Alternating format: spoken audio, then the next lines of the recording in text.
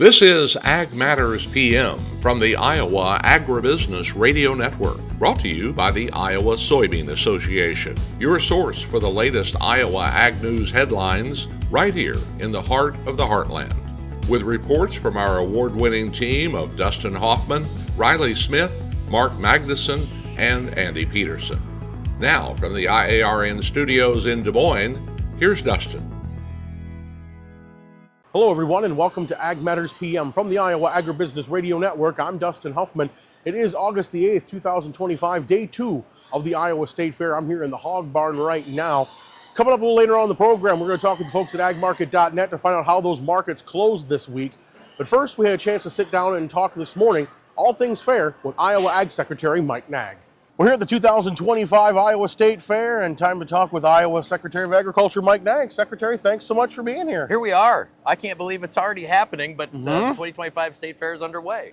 Yeah, and it's going to be a nice sweltering day today, the way it sounds too. 93 degrees, they're saying, but wouldn't be Iowa without it. Well, we got rain and cold out of the way yesterday, so now it's time to turn the heat up. But that's one thing about the fair that you know you're going to get is a range of weather. So obviously, the Iowa State Fair going on, agriculture definitely on showcase here, and Iowa, Department of Agriculture definitely involved. Talk a little about what some of the things you got going on again this year. Well, so I am a part of, as Iowa law, the Secretary of Agriculture, the governor, and the president of Iowa State University are on the State Fair board, and then the rest of the board is elected. So we're involved directly that way. But the Iowa Department of Ag, of course, has, we've got displays in the Varied Industries building, the Ag building, and then a couple of really important events throughout the fair. The Century and Heritage Farm program, which will be in the Livestock Pavilion over there next Thursday. 450 families will come and be recognized. We will recognize 40 families doing environmental work and conservation leadership, and so various programs like that throughout the week. And then we're also going to do a bunch to highlight Choose Iowa this week. So Choose Iowa being our state-branded program for Iowa Made, Iowa Raised, Iowa Grown. And actually one of the really cool things is that you've got more and more state fair vendors that are actually sourcing Iowa ingredients and then serving those. And so you can go find Choose Iowa made food products on the fairgrounds as well, and we're actually holding a competition. You can vote for your favorite. All right, so looking at some of those favorites right now, I mean, what's your early favorites that you've tried so far? Well, you know me, of course, ice cream is already on the board, but I had to get started early. Yes. In fact, by 10 o'clock yesterday morning, I already had my first ice cream. So, we got to get going early. Oh gosh, I don't know. There are a ton of new fair foods this year that look amazing to me. So I'm gonna sample my way across the grounds. It'll take me all 11 days. I'll spread it out, but we'll make sure that we get a chance to try everything that we possibly can. Yeah, definitely. I got to try that Hawaiian pork sandwich yesterday. Oh, gosh. That thing was just absolutely amazing. So it's definitely worth the trip up to the pork tent, which everything always is. Well, that's true. So talk about the awards, like the Century and the Heritage Farm Awards, and what it takes to do that kind of stuff. Well, the Century, it truly is one of my favorite days of the year. You're going to have, again, we do this in partnership with Iowa Farm Bureau. So Brent Johnson and I will stand on stage, and we will get a chance to greet and shake hands with thousands of Iowans who come across the stage, people who have shown what kind of absolute endurance and resilience and just hard work it takes to keep a farm and a family for 100 or 150 years. And it's such a highlight when you've got multiple generations. We've had 5 generations of a family, a weeks-old baby to a gentleman who was over 100 years old, all on the stage. And it gives me chills to think about it even to this day. But the fact that family, all that history was standing right on that stage, and to be able to just recognize that and to be able to help them celebrate is a great thing. So our team really looks forward to that day, and that'll be a special one. Well, and of course, you think about 150 years, you look back at that, Iowa wasn't very old when 150 years ago. Well, then you think of what you've had, the Great Depression, you've had World Wars, you've had the 1980s farm crisis, and every family will have had different dynamics, deaths, births, things that have gone well, things that haven't gone well, and there they stand. After all that history, as a family collecting that, and we really take that seriously, and it's a special thing, really. All right, and then the environmental awards is too. Talk about how those are, what kind of things are being shared, what kind of things qualify these people for that too. So we do this in partnership with Governor Reynolds and the DNR director, Kayla Lyon, and so it's the 3 entities recognizing families. And so these are folks that have a proven track record of conservation work, but they also tend to be families that are they're hosting field days. They are people that neighbors will have said, well, we tried it because they were doing it. And so we want to highlight and really elevate those folks. And so we do about, it's usually about 40 to 50 families only. And so it's a very, it's kind of an exclusive group. It's not just given to anybody. And so we will do that next week as well. And again, those are always special opportunities for us to tell their story about how they experimented with and how they've had a commitment to conservation for many, many years. And of course, beyond that, of course, there's all the shows going on that you have to be there for. And of course, the Governor's Charity Steer Show. Yes. There's that conspiracy theory going on about how it's rigged against the secretary, but we'll have to wait and see. Of course, got tough competition again this year, as always. Well, as I was reminded, it is called the Governor's Charity Steer Show. Actually, we have such a great time. The kids, in fact, today will be going to the Ronald McDonald House to volunteer. For those kids, it is a really a special time for them to think about how do they give back, how do they get to interact with some families that are going through some challenging times and be a part of that. Of course, the charity component of it from a financial standpoint, we have a lot of fun with it, and we try to elevate all that. But the other thing I love about it is you've got some awesome cattle that are standing in that ring, and it's really a showcase of what Iowa has to offer. So for all those things, it really is a highlight of the fair. And of course, a lot of great agriculture is highlighted: the big bull, the big boar, the big ram. You also have the big pumpkins. I mean, things that we don't always think about because there's so much to talk about. You can't squeeze it all into a short period of time, but there's so much for Iowa to showcase for its ag industry. Well, and of course, where you all are perched and where we're looking right now is at these livestock barns. And to me, this is an agriculture fair at its core, and we're going to fight to make sure it always is, and there's a lot of support for that. But the 4-H and the FFA core component to that, and we were just around the FFA buildings over there this morning and just watching the anticipation. I think they're getting ready to judge some of the tractors and that sort of thing, and it was fun just to stand back and watch that. There's been a lot of work that's gone in. Think of all the hours that goes into a tractor restoration, and here you're standing today, you're cleaning it up, you're putting the last finishing touches on because you're going to get judged now, and you're going to have to then stand there and have somebody look at your work. And I think that's such an important life lesson for our kids. And so at its core, this is an ag fair that's got a lot of impact on our youth. And I'm sure that brings back some memories of her young Secretary Naig it does. Doing some showing there. Yeah, absolutely. A lot of work that it culminates at going into the ring. And there's some good that comes with that and some bad. And you just got to learn from those things. That you do. So folks want to see any of the stuff that you're talking about? I mean, where the pavilions are and all that stuff. I mean, encourage them to come down here, right? Absolutely. Come down. And if you would, visit us. I encourage you to come. Here's the other thing we do. Because we are the Weights and Measures Bureau within the Iowa Department of Ag, the green sticker that you see on the fuel pump. Yep. We also have an official state fair scale. And so I like to encourage people to weigh in the morning and weigh out at night, or weigh in on the first day, which I did, and weigh out on the last day. And we value rate of gain here at the Iowa State Fair. So, I hate to have somebody I hate to have somebody sitting in a pen somewhere saying most eaten food at the state fair or something like that. That'd be a little embarrassing. But definitely want to have people come down and see you. I'm sure you'll be handing out eggs as well some point in time during the ag building. There are lots of things that you do. It's fun. You get around. I get a chance. I'll go to the beef quarters. I'll be at the pork tent. I'll hand out eggs.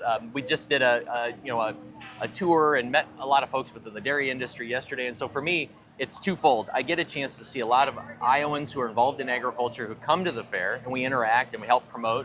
But also, we get a chance to interact with people who aren't part of agriculture. They don't come from a farm. The state fair might be one of the most meaningful ag interactions that somebody will have. And so whether it's the Animal Learning Center or coming in and to the dairy barn and milking a cow, or walking through one of the barns, they're going to get a chance to see and smell and hear and even interact with farmers and agriculture people. And so we take that really seriously too, as it's a time for us to bring that urban rural maybe divide, if you will, bring it a little closer together. All right, well, Secretary, thanks so much for catching up with us here at the fair as usual. Absolutely. I'll always look forward to talking to you at the fair. Right. Appreciate it. That again was Iowa Ag Secretary Mike Naig here on Ag Matters PM. We're going to take a short break and hear from our sponsor, the Iowa Soybean Association and the Soy Checkoff. When we come back, we will go through the closing markets. This is Ag Matters PM.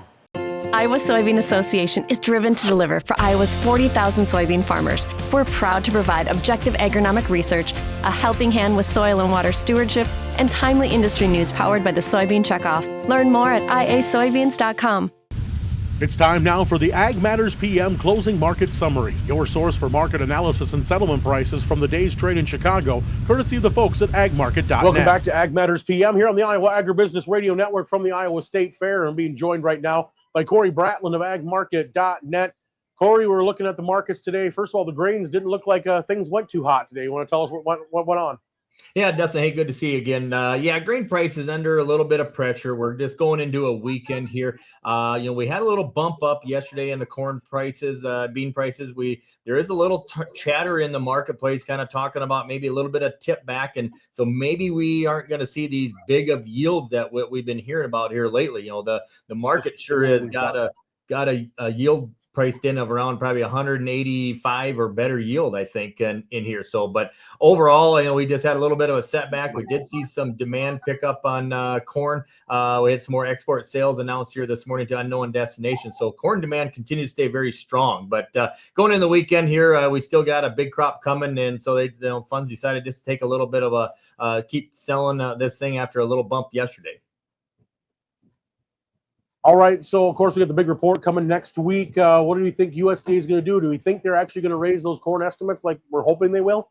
Yeah, more than likely we will see. Last year we saw in the August report, we saw them increase the yield by about 2 bushel an acre. We went from 181 to 183. And I look for something similar, maybe 183 and a half. So I look for that, 2 to 3 bushel increase. So, and keep in mind, USDA likes to do things kind of in steps. Okay. They're not going to make the big swing and push it higher. So I could see them increase the yield, 2 to 3 bushel this month, and then maybe even increase it again in September, barring, our conditions continue to hold up, which, we a little bit of traveling I've done across South Dakota, Nebraska, and into parts of Kansas this week. Crop sure looks good in that eastern half of Nebraska from what I've seen. And of course, now switching over to the livestock side of things, as we looked at the markets today, boy, it's not often we say cattle had a bad day, and they did. But the thing is, when you look at where the prices are, it really isn't that big of a dent in where they've gone up over these past weeks and months and years. Correct. Yeah. I mean, the cash market is still blistering hot, both on feeders and on the live cattle here. And we had a big move up this week. And we got to keep in mind when we're talking, 345 on the feeders and, when we get a normal correction, I mean, they're going to be big numbers. So yeah, so feeder cattle did end up down limit, which is $9.25 a hundred, live cattle down, $6.20. And more than anything, we kind of saw this about 5-6 trade days ago, where we get kind of a big washout, and then we slowly brought it back and made some new highs this week. So I'm kind of anxious to see if we see that again. So we, like I say, this big sell-off, and when we get these higher prices, just a normal percentage correction is big numbers. So we'll see if we see the follow through here come Monday, because we will have expanded limits in feeder cattle since we were down limit in more than 2 consecutive months to have 925 lower. And then, of course, looking at the hogs, I know they've had a rough couple of days. Did that continue here at the close today? Yeah, we did. Overall, hogs had a little run up here earlier this week, but we're starting to see weights pick up. We're starting to see numbers kind of pick up. Demand seems to be still pretty strong, although it's maybe just a touch softer here overall. But yeah, hogs definitely are on retreating a little bit and kind of look like they could see a little bit more of a liquidation here in the near term. All right. Well, Cory, if folks want to pick your minds there at agmarket.net or check out some of the research, what's the best way for them to get that information? Yeah, Dustin, just have them head on over to our website, which is just agmarket.net, and you can get a hold of us there with our toll-free number or send us an email. All right. Cory Bratland's been our guest here today. Cory, thanks so much for the insight. Have a great weekend. We'll talk to you again real soon. Sounds good. Thanks, Dustin. That again was our closing market analysis. Thanks to the folks at agmarket.net for that. Let's go ahead and take a look at the closing numbers on the Iowa Agribusiness Radio Network market screen. At the close, September corn was down 1 3/4 at 382 3/4. September beans down 6 1/4 at 967 3/4. Soybean meal up 50 cents at 276.60. Soy oil down 79 cents at 52.71. Chicago wheat down 3 3/4 at 514 1/2. Kansas winter wheat down 3 1/4 at 518 1/4. Kansas spring wheat up 4 1/2 at 517 1/2. Minneapolis spring wheat up 2 3/4 at 576 1/2.